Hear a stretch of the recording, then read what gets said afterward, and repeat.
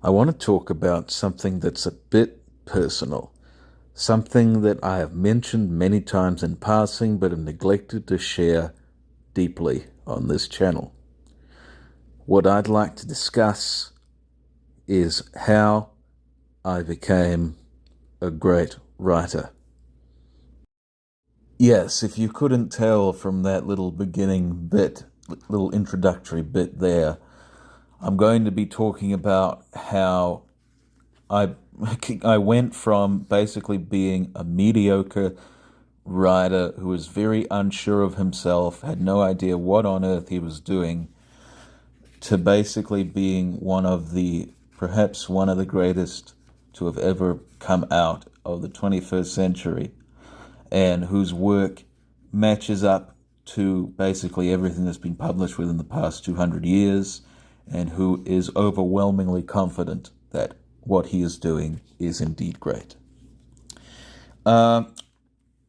Obviously, I was going to post another video this week instead of this one, talking about Flight of the Conchords and how I think that they're underrated musicians and so.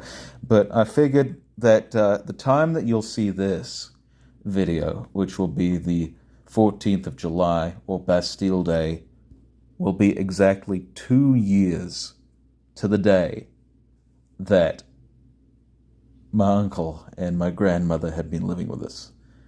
And I feel that really they sort of contribute to this whole phenomena in itself, because I believe without that move being made, I don't think really any of this would have happened.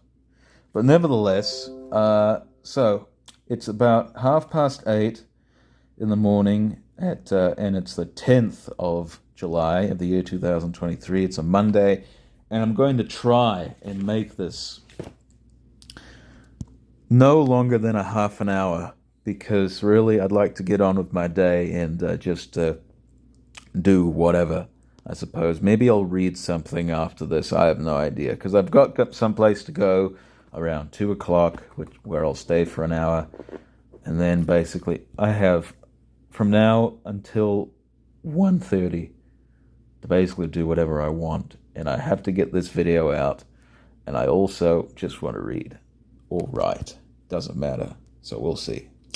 But anyway, so yes, I'm going to talk about basically my writing life and I suppose my transition to greatness, which took place in the year 2021. Last time I discussed the year 2020 and how that was probably my best year for videos on YouTube, and how that seemed to be the most transformative in terms of my religious life.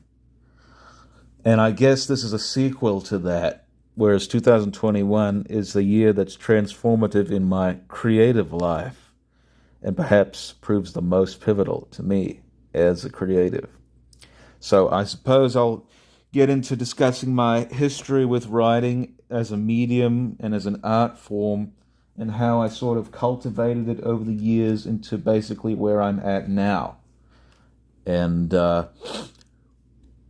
in order to get a further understanding, a true understanding of where I started as both a writer and a reader, we need to go back, way back before even really the last decade, back to the early 2000s. I was very contemptuous of reading. I did not enjoy reading in the slightest at all. Really, to be honest with you, Guntik is going to blush at this. The only reading that I found myself compelled to do was had come out of basically the Dr. Seuss books, mainly because they were profusely illustrated and had a very elegant and appealing rhyme scheme to them. That was all I read, basically. And pretty much from that point on until about 2012 or 13, I basically, quote unquote, read.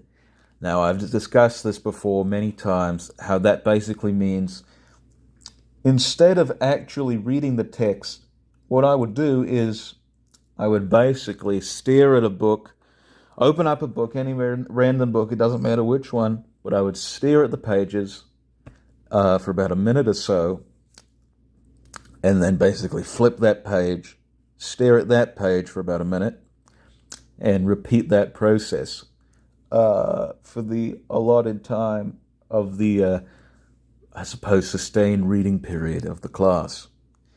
And I didn't really read much at all on my own, apart from maybe a couple Crichton books, Jurassic Park and the Lost World and half of Congo, which I related to you one time that I lost my copy and haven't really read it since then. Now I have a nicer copy, so hopefully maybe one of these old days I'll get down to reading it.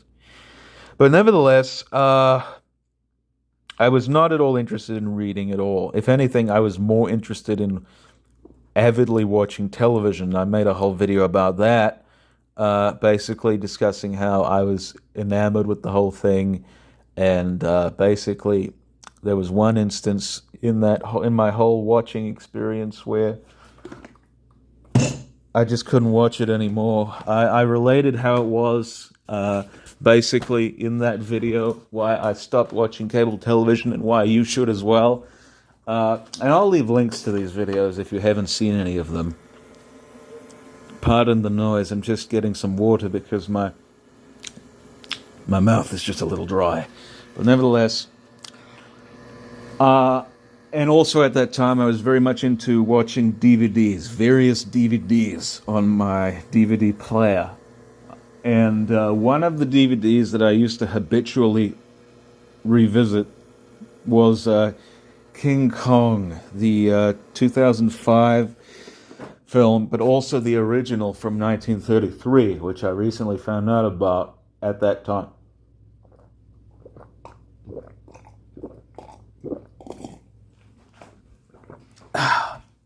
And so, on the 2-disc edition of the 1930s film, there was, I've talked about this story a number of times, but as you know, there was a documentary discussing the making of the film, and it was 7 parts. And part 2 of 7 discussed how Willis O'Brien, the genius who had devised the innovative techniques of stop-motion animation which brought Kong to life, had previously been engaged in several projects, one of which being a film called The Lost World, and another being his passion project called Creation, which basically was dissected and turned into King Kong. But mainly The Lost World got me interested because I had heard about that film before in the Jurassic Park making of, and I had originally assumed it to be it's a standalone dinosaur film that came out back then that really didn't have any significance whatsoever apart from being just a film about dinosaurs. But this documentary went on to mention that it was based on a book by Arthur Conan Doyle. And I said to myself, that film which inspired King Kong was based on a book. And since I wasn't necessarily into reading at the time, maybe this could be of interest. I got to track this thing down.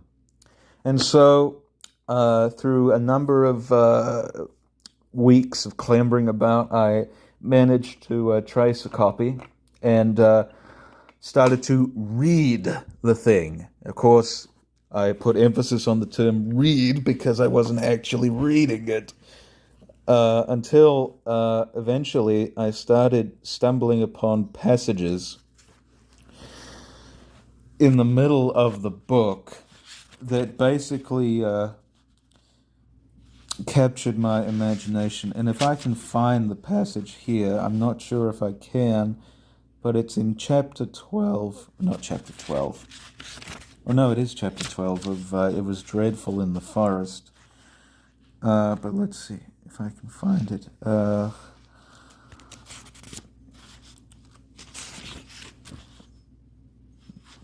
It was right here, yes. That these monsters should tear each other to pieces was a part of the strange struggle for existence, but that they should turn upon modern man, that they should deliberately track and hunt down the predominant human, was a staggering and fearsome thought. I remembered again the blood-slobbered face which we had seen in the glare of Lord John's torch, like some horrible vision from from the deepest circle of Dante's hell. And I remembered reading passages like that by accident. I had actually caught myself reading it. And I said, oh my goodness, this is actually fascinating. It's actually fun to be reading. And I decided basically to read the book over again.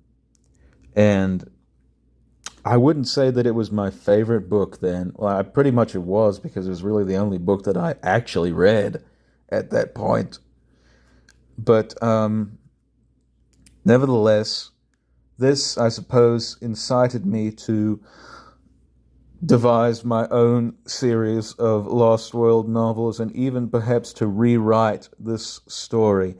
And I have a whole video about that. I will leave that also in the description. But that was a very wacky and insane endeavor of mine, in which every single dinosaur in the history of paleontology up until that point featured on the plateau. There was an eagle who practiced voodoo, who was partially based on that eagle Vlad from Horton Hears a Who, if not just a outright theft and insertion. And to cap it all off, the star of the whole enterprise was Professor Alf.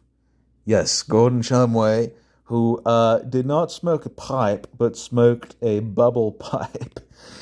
And basically was tagged along with everyone on the adventure into this plateau. And it was not at all a serious endeavor at writing, at all. I was just trying to put it all into sequence. Basically, I was 13 at the time I was constructing that, and did not take that into account at all as to whether it would be remembered. And I ran across, as I said, some of the manuscripts about a year ago when we were clearing out the garage. And I'm debating about reading them on air, because the writing is just abysmal. And a lot of it, to be honest with you, is kind of very awkwardly explicit in certain areas. I'm not going to explain as to why that is, but it's just kind of very strange, the scenes that I put in there. But nevertheless, so I wrote all that, not really thinking too much about it. And basically, from that point on, I had enjoyed reading. And so I decided basically to read whatever classic I could get my hands on. And I read several classics that way. I read Alice's Adventures in Wonderland. I believe I read The Strange Case of Dr. Jekyll and Mr. Hyde. But at the age of 14 or 15, I don't remember which, I had heard about this one novel, or novella really, called Animal Farm by George Orwell, and how it was basically an allegory for Soviet Russia and also just the communist regime. And I decided to read that. And evidently that book was written in such a way that every sentence had meaning, every word had a purpose for its being there. And to be honest with you, it seemed as though that writing seemed to be viewed not as an art form, but as like almost sort of a craftsman type of a practice, something that had to be very carefully crafted and expertly executed. And because of this, I started to take writing very seriously. And from the time I was 13 up until I was around 17, I became a veritable volcano of words and just basically spouted out a bunch of short stories, which were all fairly mediocre and bad, to be honest with you. They were just nothing more than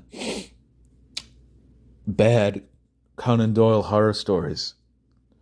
But the only one from that time which I think is of any merit whatsoever is one called Cicadas, which I actually read out on this channel in a live stream.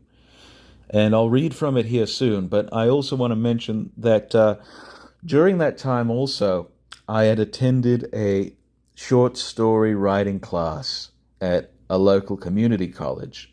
I would go there every Wednesday in the evenings from January up until May of 2017.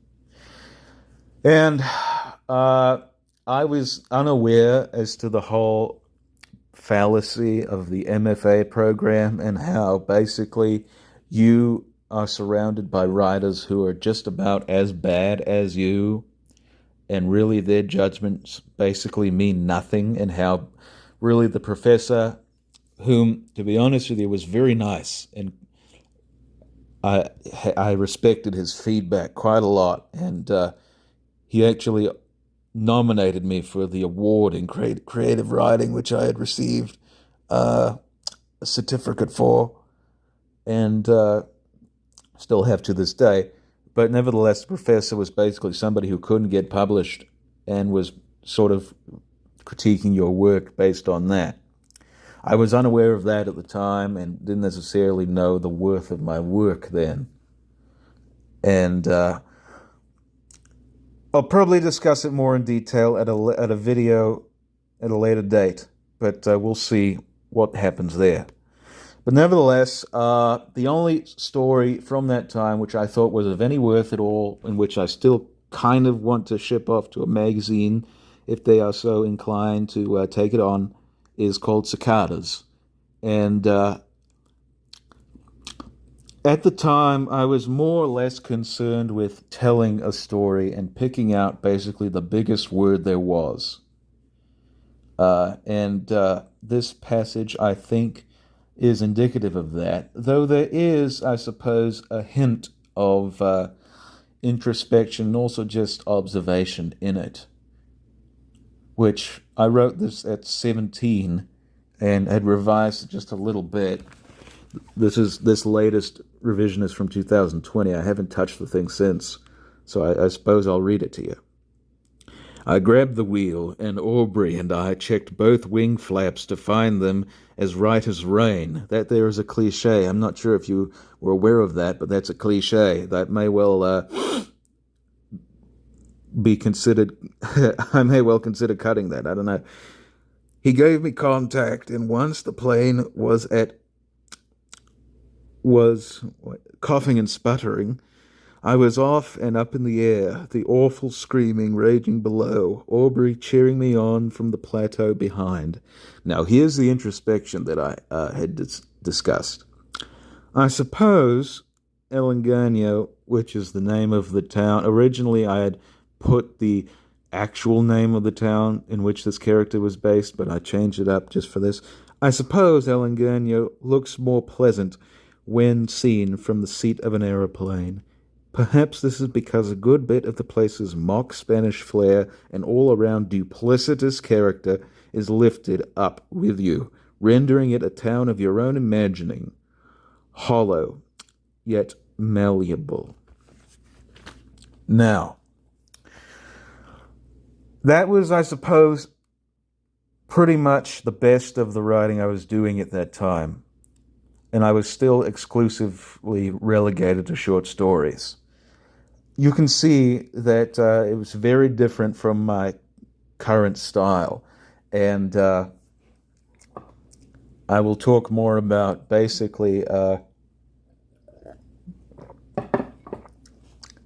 my final year of high school and how I became a newspaper man and basically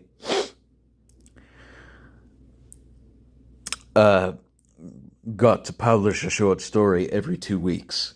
And also during that time, I was publishing stories and such. I had quite a few of them written up in a backlog, and had also written some for that class itself. I had published about a dozen pieces of short fiction and maybe about 3 or 4 pieces of actual journalism. And I've read those out, as I said, on my live streams in the past. And to be honest with you, I didn't necessarily think them all that well. They were okay, but not really all that deep at all. And I believe that to be because, well, I was on a deadline and I had to get them out as quickly as possible, but also because at the time I was also engaged in writing a novel, which basically took up much of my time. And this novel, which I'm talking about right now, is my first attempt at long-form narrative fiction, and it was called Why Am I Forever Unloved? And it was basically autobiographical, heavily autobiographical. And it centered around the narrator, who was myself at the time, and how basically he interacts with this one girl who basically gives him a whole lot of trouble. And he falls for this girl, but she is, I suppose, mistreated by everyone around her. And basically, he has no idea as to why this is. And then he finds out why. And then it's basically just hell from then on. And at the time, I was more concerned with, I suppose, trying to devise innovative descriptions of people and places and such. And I suppose the writer you could compare me to most at that time was about maybe Charles Dickens in that sense, except without any of the depth to his work present in mine. Other writers to whom you could have compared me at the time would have been Vladimir Nabokov, mainly because of the subject matter, and also the pitch that I would use to sell this book would have been that it's like a teenage version of Lolita. Also, William Somerset Maugham, because the structure for his book, The Moon and Sixpence, partially inspired mine and how I would go about it. But the writer whom I had most in mind during the writing of Why Am I Forever Unloved is Henry James. And not for the stories you might think. I did not read any of his supernatural tales back when I was 16, 17, 18. I was more into his sort of realist sort of stories like Daisy Miller and things like that. I've not read Turn of the Screw. It's been on my list for about 10 years. I keep promising myself every Halloween that I would just buckle down and read it. I should probably just read it. It's pretty short, it's 100 pages, but nevertheless, perhaps Henry James really is more of an accurate depiction of my writing than at that time, instead of Charles Dickens.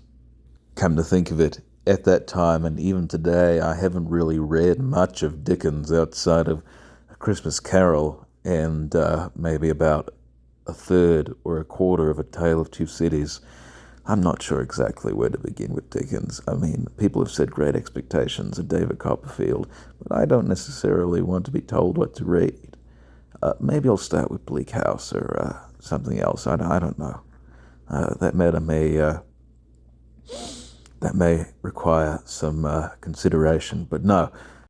Mainly for the fact that the way that work was composed, it consisted of plenty of long, involuted paragraphs that pretty much went on for ages and had tons of semicolons in them and em dashes and all that.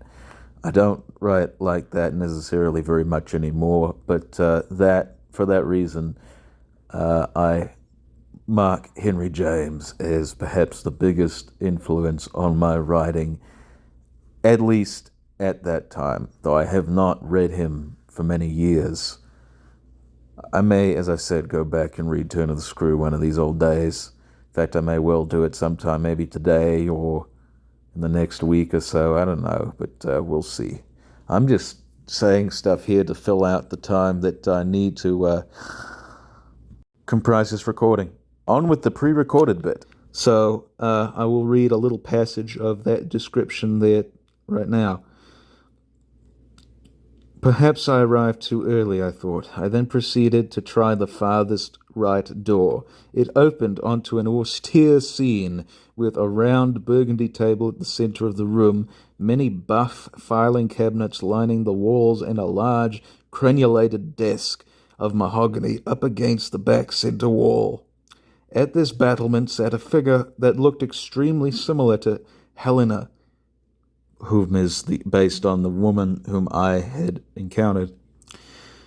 But her tan skin and raven tresses made her look vaguely Italian or Asiatic. Her eyes were brown, and in appearance she seemed twice Helena's age. She also wore distinctly oriental draperies and walked with a sidling gait towards my presence.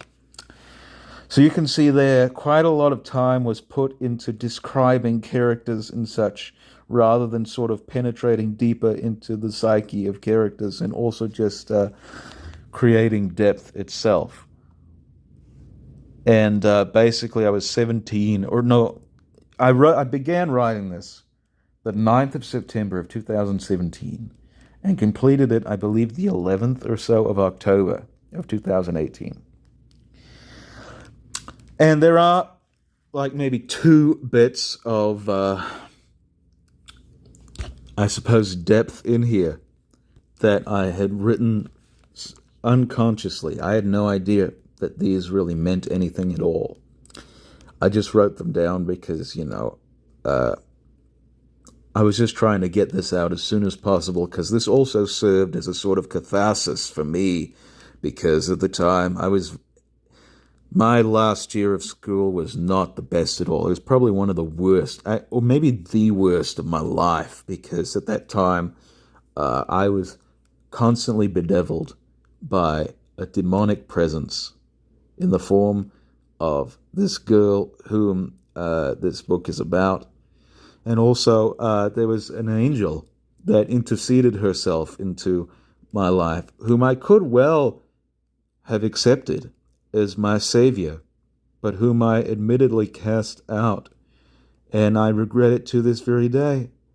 And I don't want to talk any more about it, because I will become tearful. But nevertheless, this is the first bit of depth here that I want to read from this book. And this is talking about, I suppose, the practice of writing. 10 pages a day, she says. Most writers are incapable of turning out 10 lines a day, much less 10 words. Kingsley Amis once admitted that, on average, he could get down about a half page a day, perhaps a full one on a good day. Richard Bach, at the height of his career, had abhorred the whole business. I myself would often spend weeks at a time on a single page, and, though my afflatus was ample, could not come any further without looking and musing over what had just been produced, and making a punctilious round of corrections before I could press on any further. Other writers get hung about their chiefest emotion, whether it be joy or sorrow, and are sometimes set to destroy a day's, weeks', months', or even a year's work out of their own torrid anguish. And little Helena Irving Raleigh claims that she was, at a time, intent on putting out 10 pages a day. Rubbish. Simply rubbish. Though in spite of her seemingly chronic narcissism, one cannot fault her ambition. So, to be honest with you, it's kind of a, it's a bit surreal to read that now, as the writer I am at this moment, because you can kind of get into my head as to just how I viewed writing then, how I would basically just spend weeks on a single line and not pursue any further until I've gotten it all, right, and make a numerous round of corrections. Now, basically, I'm a perfectionist, but nevertheless, I know exactly what I'm doing with this whole thing. So that's the first bit of, shall I say, observation in here, and then the final bit from that book. And these are about 100 pages apart from each other, which is, you really shouldn't do that. You should probably insert these at least maybe once a chapter. At least that's how I put it. But nevertheless, this is, I suppose, on a more universal level. Because let's face it, not everyone is a writer. And more people perhaps relate to this more. And this talks about basically memory and how really the ones at the back of the mind are the most affecting. What one never fully realizes about that transitory time of merriment known as summer is that, while it effectively dulls from memory the imminently prerequisite events of a laborious year, it stimulates and thereby revivifies those that brood unseen in the mind, and particularly in the heart.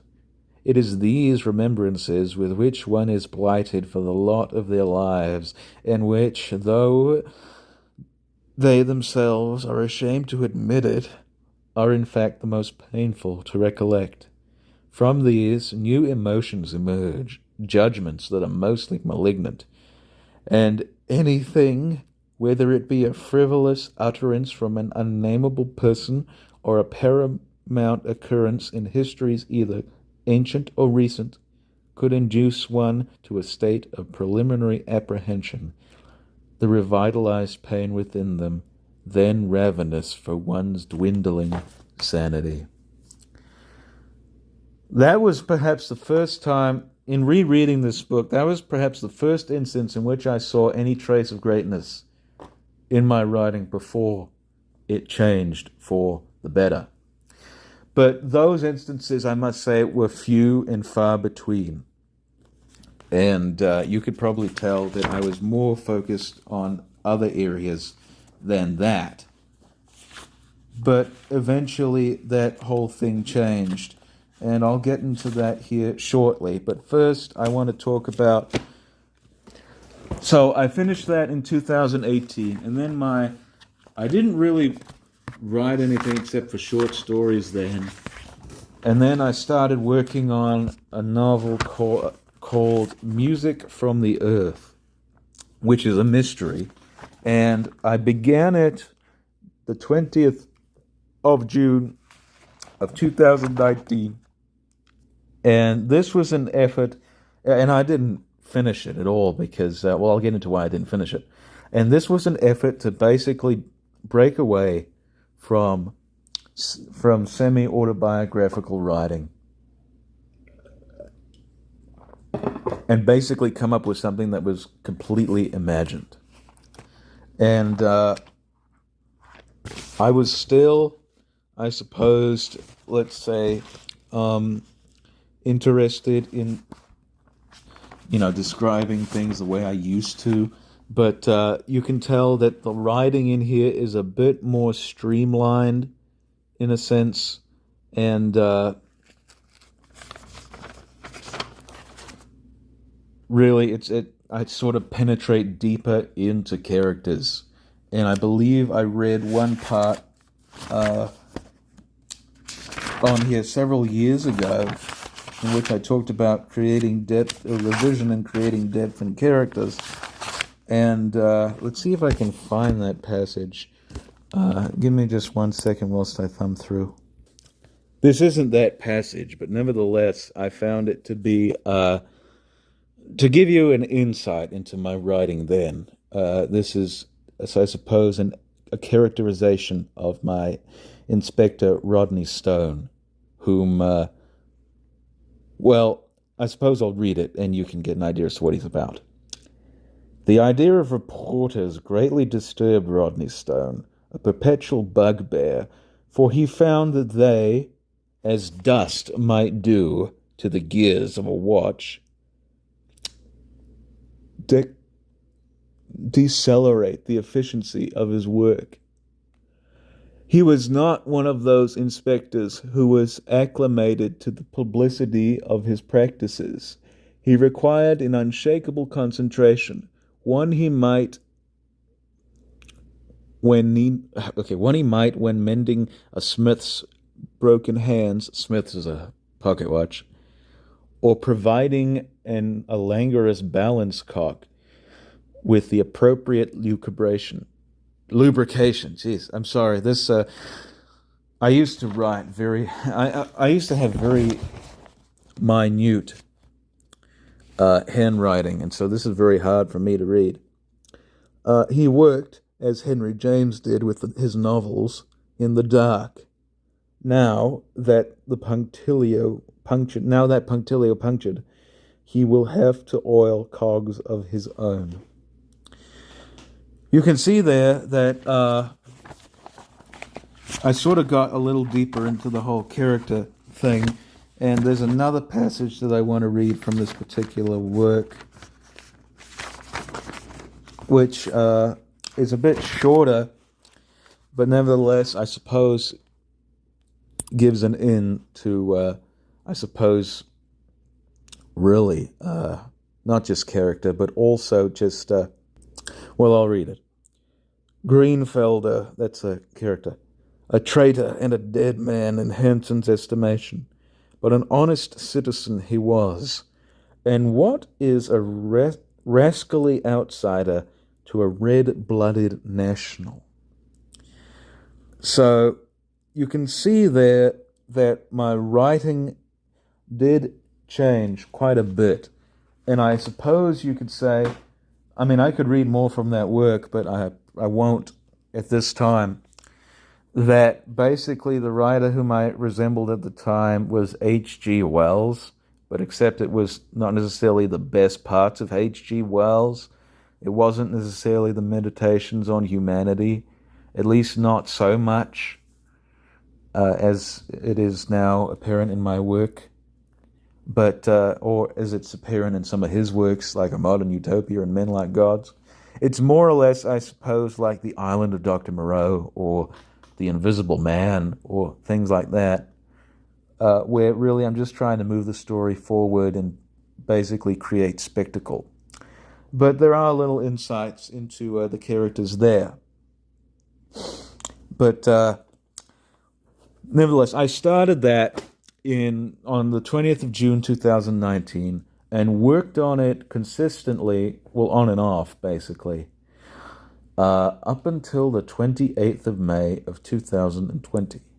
Obviously, a very integral day in my own private history, which marks basically the death of my father. And basically, the day after that marks my religious conversion. The day that I came away from unbelief and decided to start following the ways of Christ, and have been doing so more or less since then, and will perhaps never go back to atheism at all. I've made whole videos about that. I will leave my video of the things I miss most about being an atheist down in the description as well, because I doubt that very many people watch that video. I know Johnny Keene has, I know Joseph Logsdon has, but Ahab hasn't. And I honestly would like to hear his thoughts on that matter. But nevertheless, after that point, so I kind of knew basically what I was doing. Maybe, just a bit. But it never really occurred to me at all that I was about to happen on Greatness. In fact, I would say the writing in Why Am I Forever in Love is very good. And the writing in Music from the Earth is also very good. And I basically didn't write much of anything after that point. In fact, really, all I did was revise Cicadas and get it ready to be put in a magazine, which I still haven't done. I'm thinking about doing that, but I'm not entirely sure. And we'll see what happens with that. But nevertheless, I was at a loss as to what I was going to write. And I should perhaps also mention that at the time, it never occurred to me that I wanted to be a writer who would want to be remembered. I just wanted to be a writer. Just one that was published and made his living through his work. Not one who would essentially inspire others and also basically change the way things were written. And also just be, I suppose, a callback to writers of old, which, to be honest with you, I kind of was at that time, because all I read was classic authors, and I didn't really read much of anything modern until lately. Like, I've been reading Chuck Palahniuk and Stephen King and a few others, just to get a sense of contemporary literature. In fact, I know Cormac McCarthy just passed away. The only book I have of his is Blood Meridian, which is supposedly his best that's ever been produced and is on par with Moby Dick. I've not read Moby Dick yet. I will here eventually. I'm not entirely sure when I'll get around to it, but I will. But I may get into that. But nevertheless, it never occurred to me to basically make sure that whatever I was doing was legitimately good art. I never really took into account the whole artistic process of writing and how really it can transcend time and space and all of that, and basically just be the highest art form that there is. I neglected to mention this, but also during my last year of high school, I started getting into the videos of one Dan Schneider. Now, this is not the Dan Schneider, the past portly pederast from Nickelodeon, whom used to produce these inane children's programs, but evidently was a very ropey person behind the scenes. But nevertheless, this is actually about this Dan Schneider was supposedly the greatest living writer working in all fields. And basically, he was the founder of this website called Cosmoetica, which basically is I suppose, the longest running non-commercial website dedicated to the arts, and offers criticism on various facets of creativity, from literature to film to all sorts of stuff.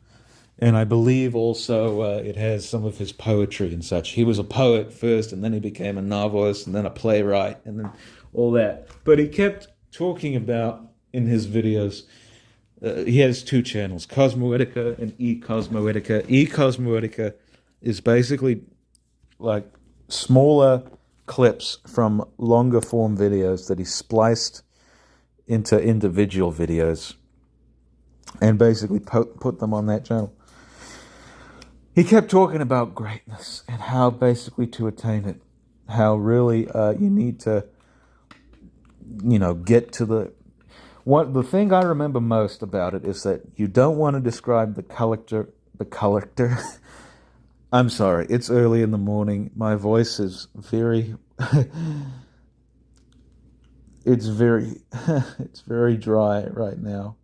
But nevertheless, he didn't want you to describe the color of the character's eyes, but wants to know basically what is behind them. And that line spoke to me very well, and I had no idea what he meant. For many years, I had no idea at all what he meant. But what he was saying about the whole MFA programs and how basically they're a scheme to streamline writing and basically cut off at the knees literature to where everyone sounds the same and is basically lacking depth and character and greatness and all that. I agreed with him wholeheartedly on that, and I thought very well that I was following in that tradition of basically desisting from that, even though I did take a class in it, but nevertheless. And this is going over 40 minutes, so I guess I failed in my making this around 30 minutes, but really, who cares, because I don't know, somebody's bound to watch this, who knows, we'll see, I don't know. Nevertheless, for many years, I had no idea at all what he meant. Until basically, 2021 came around, and I had had a religious experience, which is very complex, and I don't necessarily want to talk about. It's not the religious experience that I'm hesitant of talking about. It's not the one that basically took place the latter half of the year. This took place at the first half of the year. And basically, to sum it up in as clean and, I suppose, general of terms as possible, I had realized the way I was living was wrong and had wanted to get out of it. And I had also read at that time, in April, a book called The Private Memoirs and Confessions of a Justified Sinner by James Hogg. And how I found out about that book was through Johnny Keane, a Christian booktuber whom I don't agree with all of his views, but nevertheless I do like to watch his book hauls and see just what types of books that he's gotten. In fact, he's influenced my literary taste as a person, and he actually admitted to buying that book in the past. And at first, I thought it to be sort of a devotional type of book, or a non-fiction type of a book, in which a sinner, a past sinner, had detailed how he triumphed over sin and such, and basically his time spent in it. When I actually researched on my own what the book was about, I found it to be a sort of gothic novel, which basically recounts on how someone who is raised in a religious background takes his religion to a very extreme level, and basically, nevertheless, amounts to his downfall because of it. And I read the book and was just struck by how radical religion, organized religion, was evil, and how really, if you're not careful, it could lead to your own death. And basically, from that point on, I had decided to stop bending to any religion at all. I'm not a deist. I am a Christian who reads the Bible for himself and basically has his own relationship with the Lord our God. But so that basically was a very large awakening in my life. And I thought that everything was going great up until that point, after that point. And I had inspired in my way. I thought that my next work would be very religiously minded and would have a lot to do with, this recent awakening of mine, I suppose. And I had tried to write it at that point, but really couldn't figure the book out at all. I know it was going to be inspired by Hogg's work heavily. It was probably going to take the same basic story, but instead of Calvinism, it would be born-again Christianity that this character takes into an extreme. And also the editor, whom had, I suppose, put this manuscript forward about this particular person who took religion too far would have more depth to him. But nevertheless, I didn't know at all how to go about the book. And so that was at first my project then. And I was having a gay old time, basically, reading and such, until basically around June, the 28th or so, we had a plumbing issue, malfunction, whatever, and basically the house was flooded, and we had to vacate it for about 3 days. We had to live in live there. We had to stay in a hotel and basically wait until the floors were all dried up and such. And I actually did a snack and a story from one of those hotel rooms several years ago. And when we came back 3 days later, it had been disclosed to us by grandmother that some very tragic news had befallen her. Evidently, my uncle, whom I've discussed many times before, had suffered from an unknown illness and basically lost the use of his legs.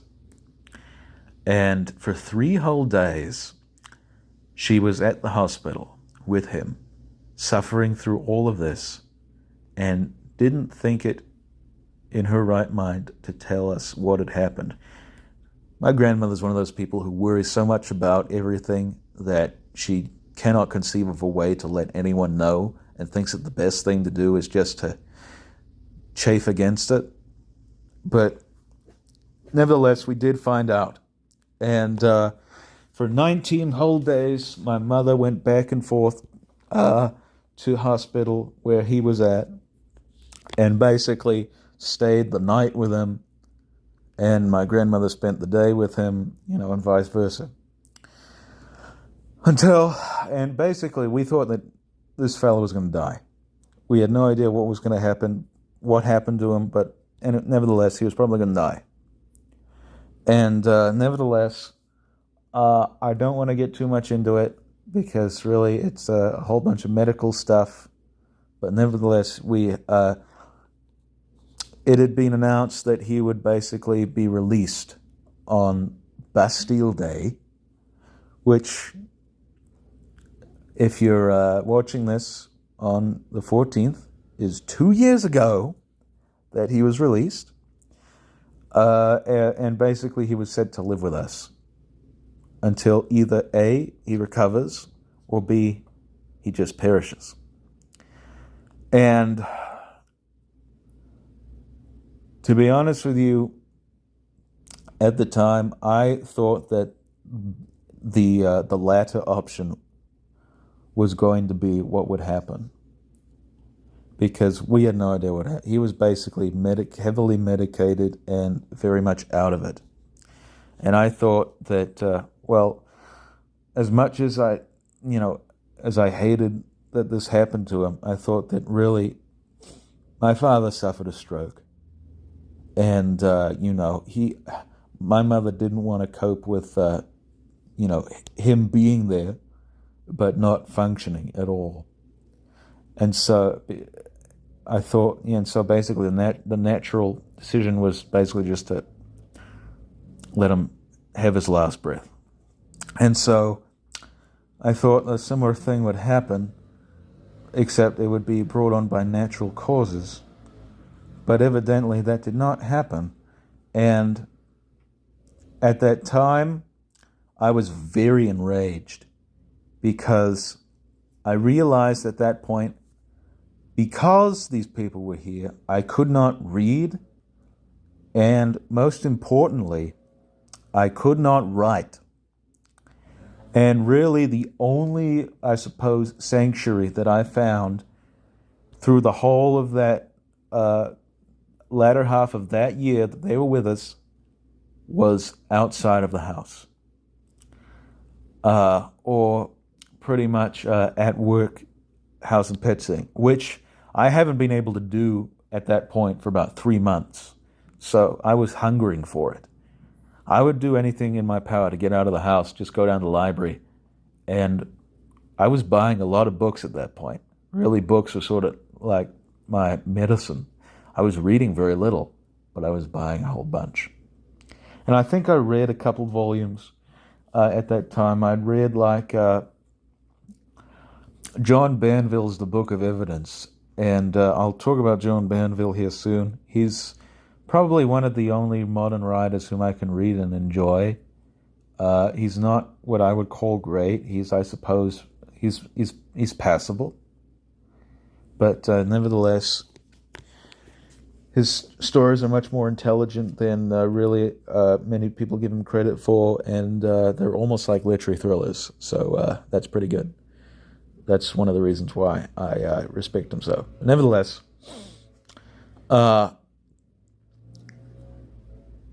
I was really struggling through this period and decided that the best thing for me was to,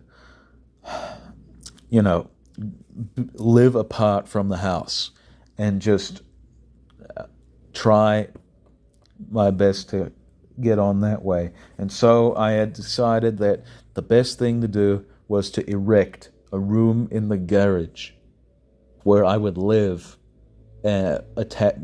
detached from the house, yet still a part of it. And I would it would almost be like a studio apartment, where it would have a kitchen, a bathroom, a bedroom, and library, and all that stuff.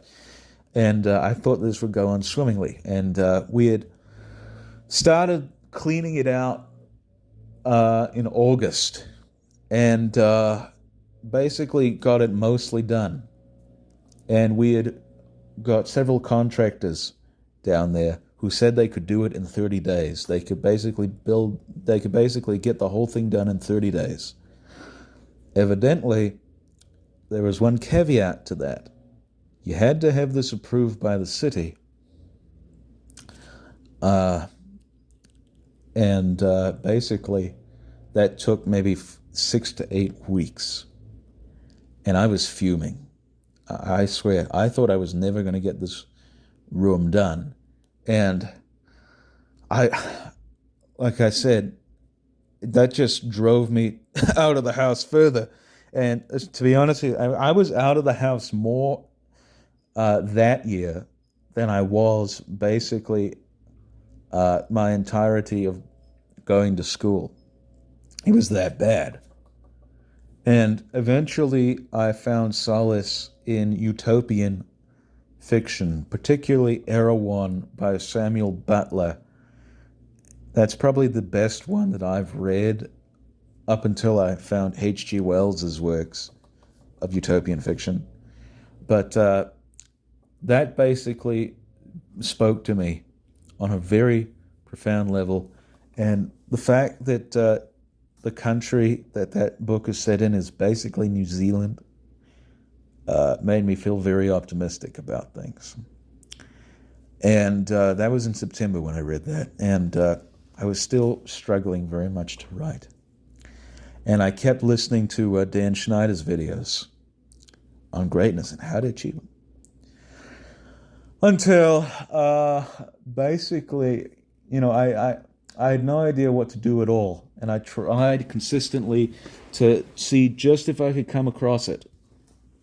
And basically, in December of that year, it seemed that Uncle was getting a little better. And it seemed, to be honest with you, I think the fact that he was progressing and that this room was not really did put me in a very bad state of mind. I tell you, I was, you did not want to be around me at that time. Honestly, to be really, it was just, I could snap at any moment. I was really very, very angry person. But nevertheless, in December, I decided to basically order some of Dan Schneider's books from Amazon. I think I got the Scenes from a City, which is his short story collection, and also a kid's book, which is his book for children. And I decided to read them and see just what it was that made him presumably the greatest living writer and just how to amount to greatness.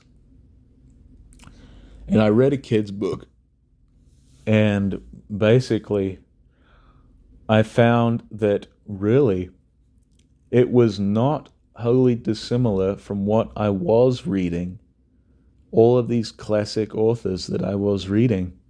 I mean, it was updated for a modern audience. It had a more contemporary parlance to it, but nevertheless, the same principles of the text were not wholly dissimilar from those that have been around for 2 whole centuries before that.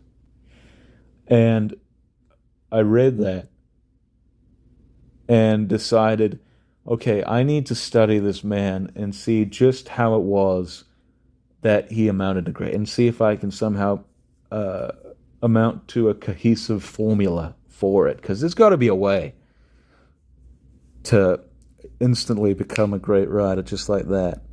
And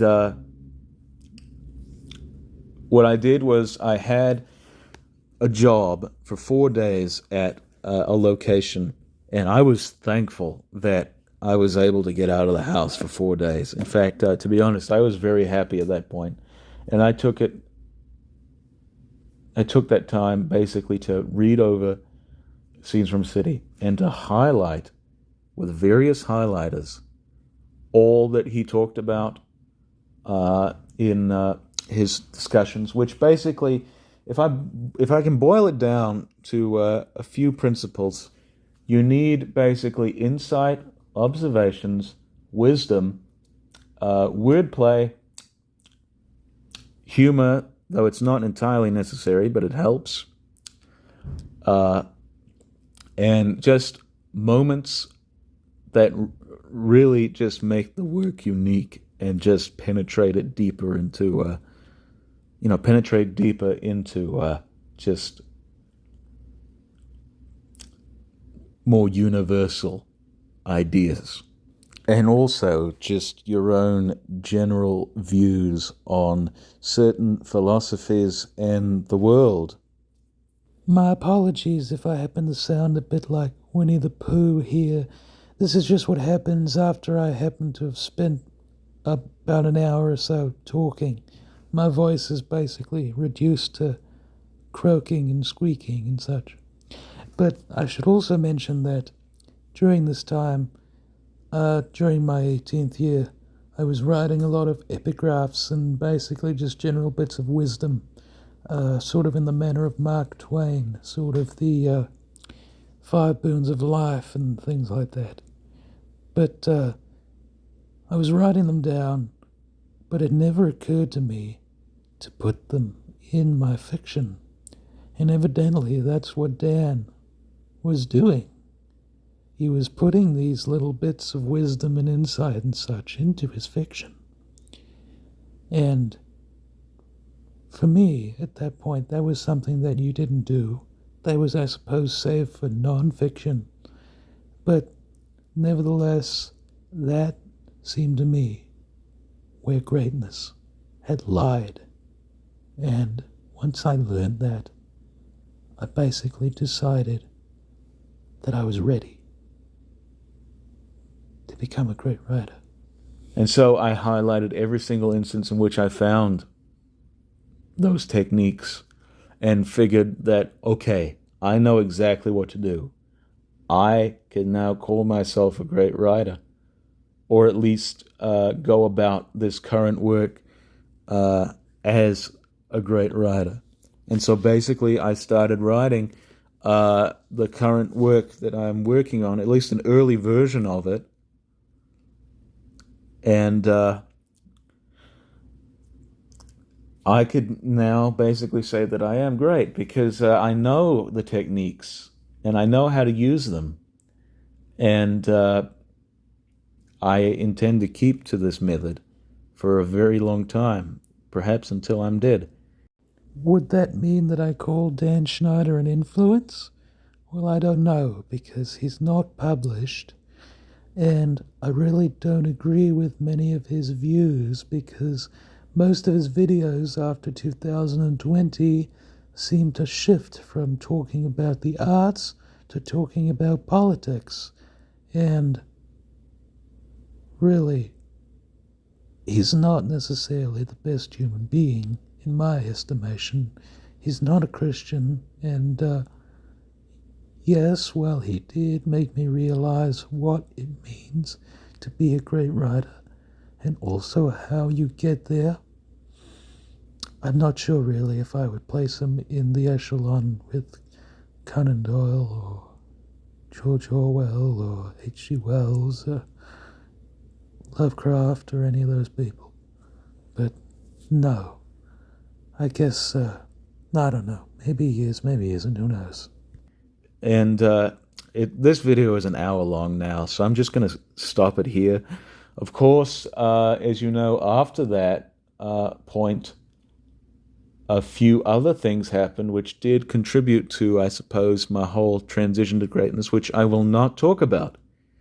The reason why I won't talk about them is because, well, it will be the subject of a future novel, which I will title El Engaño, and also because, well, I really do not want to remember what occurred the Christmas holiday of 2021, because, really, I was the happiest I had ever been in my entire state of existence, yet at the same time, what happened there was both weird and wonderful, and it was also utterly horrifying, these things that I've seen, that they still, okay, they play in front of me perfectly vivid, and it seems as though that they've just occurred.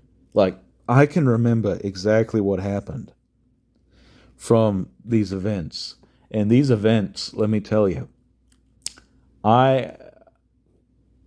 you may well chalk it up to insanity, and that may well have been what it was. But nevertheless, they seemed to me, and still seem to me now, to have actually taken place. And the contemplation of these events just really makes me feel very uncomfortable, and I'm not sure if I have the courage to discuss what happened yet. I may well do it someday down the road, perhaps maybe a year from now or more, I don't know. Then again, I may not do it at all, and may just relegate it to this novel, El Engaño, that I will write presumably maybe after this one that I'm working on.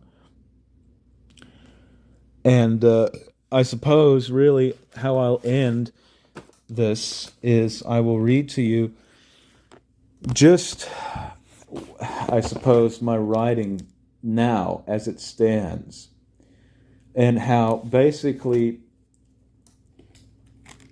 I have these every chapter, maybe even several of these every chapter. I consciously put these things, and these, I suppose, are really the apex of my depth as a writer. And let's see. Well, let me just read it here. Man cannot expect to derive pleasure from old vices forever. They captivate only when he is young or new to them. Like bread do they become stale through the suffocation of years, and whatever edification he manages to reap is disingenuous. He is determined, therefore, to reach after things greater and distant, mourning the joys known to him from more indifferent days, while hoping they might be successfully emulated.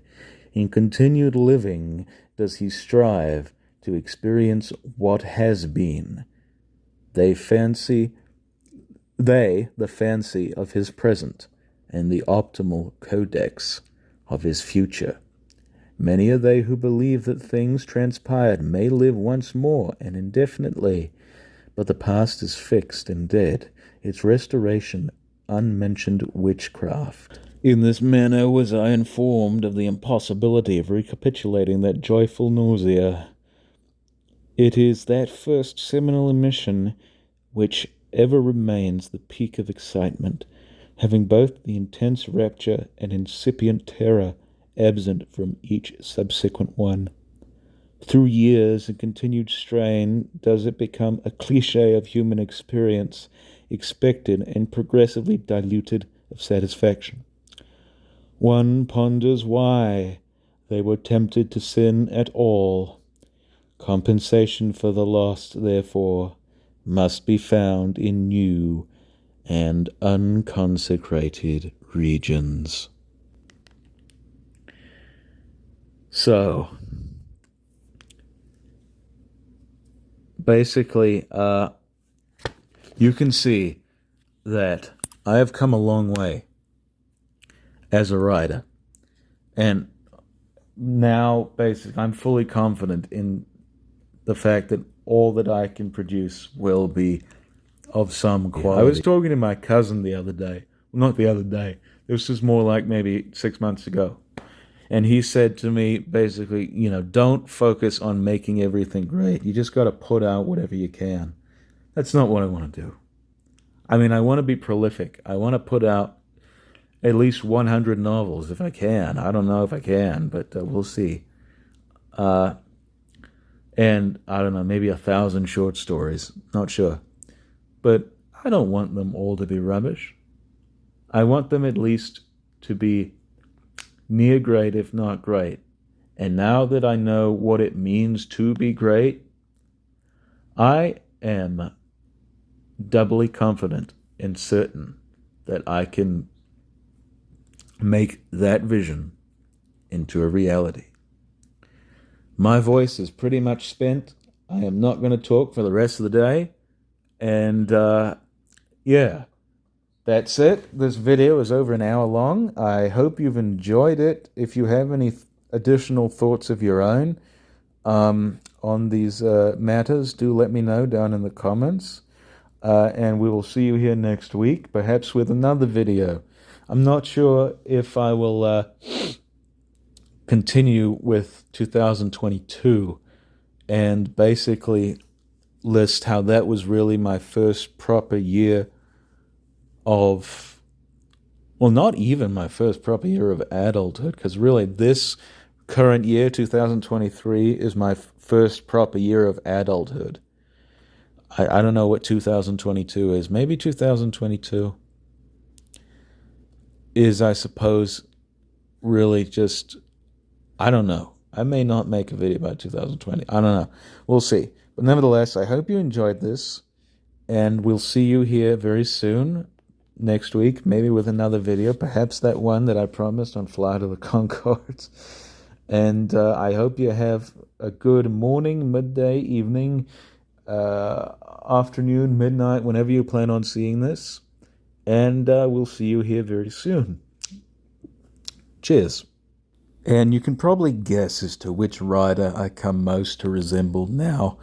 I'm not going to say here. I'm going to let you come up with your own assumptions as to which writer seems to really have inspired me of late. And also, if you have your opinions as to which writers I used to sound like, that is something I really want to discuss. Which writers do you think I used to sound like, and who in your mind do I evidently seem to sound like now? Whose sense of narrative do I seem to effectively emulate with almost no effort whatsoever? That is something that I want to know of all of you, if you're willing to face the task.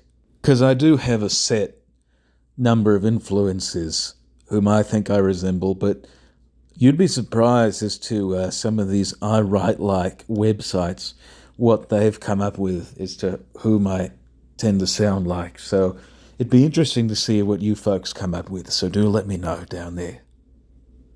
Just whom I seem to resemble most in terms of my current writing style and my past writing styles as well.